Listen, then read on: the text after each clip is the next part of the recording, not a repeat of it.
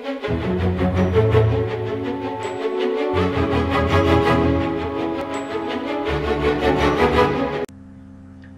Viewers, স্বাগতম আজকের আয়োজনে। এমএস ওয়ার্ডের স্মার্ট আর্টের ব্যবহার আজকে আমরা দেখব।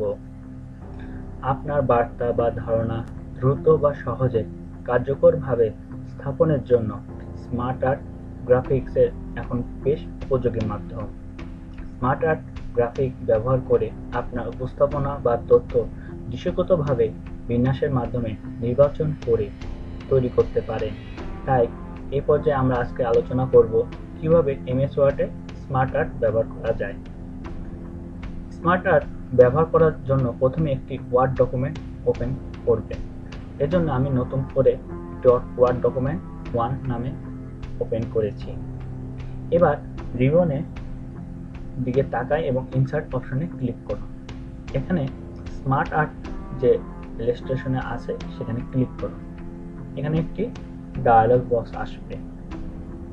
এই উপরে এই ডায়ালগ বক্সের অনুযায়ী আপনার বিভিন্ন ধরনের আপনার ডায়ালগ বক্সে বিভিন্ন প্রজেক্টের মতো নতুন নতুন স্মার্ট আর্ট রয়েছে। আর এই স্মার্ট আর্ট ব্যবহারের মাধ্যমে আপনার কাজকে সুন্দরভাবে সজ্জিত করতে পারেন। ধরুন আপনি কোনো কোম্পানি কর্মকর্তা পদবি অনুযায়ী স্মার্ট আর্ট গ্রাফিক্স ব্যবহার করে অর্গানোগ্রাম সাজাবেন। সেই ক্ষেত্রে choose a SmartArt graphic dialog বক্সে আপনি সুন্দরভাবে বক্সের ডান পাশে অপশনগুলো থেকে হায়ারার্কি অপশনটি সিলেক্ট করুন এবং যে কোনো একটি সিলেক্ট করুন। সিলেক্ট করার পর আপনি ওকে অপশনটি ক্লিক করুন। দেখুন এখানে আপনার স্মার্ট আর্ট গ্রাফিক্সটি চলে আসবে। উপরে প্রথম ছবিটিতে যদি লক্ষ্য করুন তাহলে ওয়ার্কশিটে স্মার্ট আর্ট ব্যবহার নির্দেশনা দেখানো হয়েছে এবং দ্বিতীয় ছবিটিতে ওয়ার্কশিটে স্মার্ট আর্ট চলে আসার বিষয়টিতে দেখানো হয়েছে।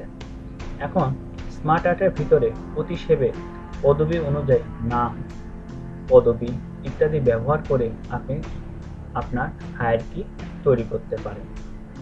এখানে আপনি কাজের সুবিধার জন্য আপনি এখানে ক্লিক করে দেখেন এখানে টেক্সট লেখা আছে। আপনি এখানে যে কোনো কিছু লিখে আপনি সুন্দরভাবে এটা তৈরি করতে পারেন। এখানে আমি এ বি সি দিয়ে আপনাদেরকে দেখানোর চেষ্টা করছি।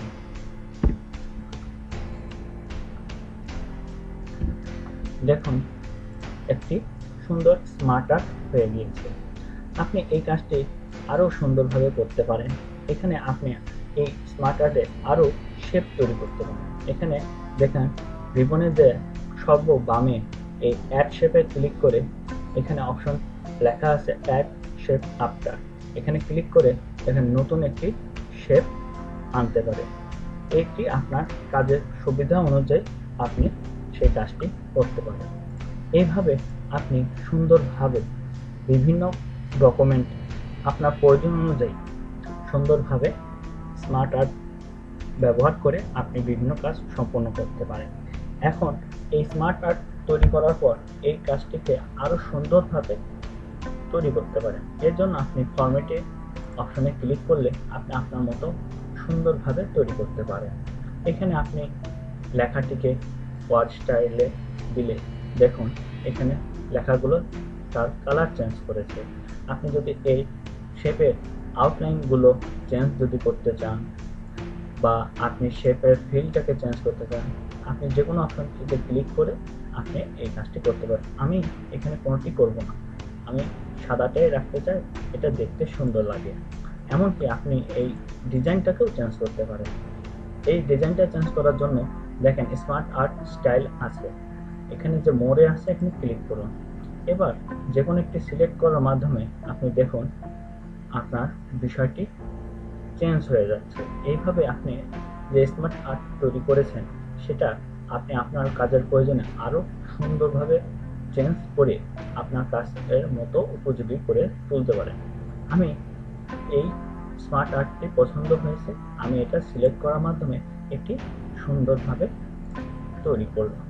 আপনি আপনার কাজের জন্য আপনার মতো স্মার্ট আর্ট ব্যবহার করে বিভিন্নভাবে আপনার প্রজেক্ট অনুযায়ী আপনি কাজটি করতে পারেন।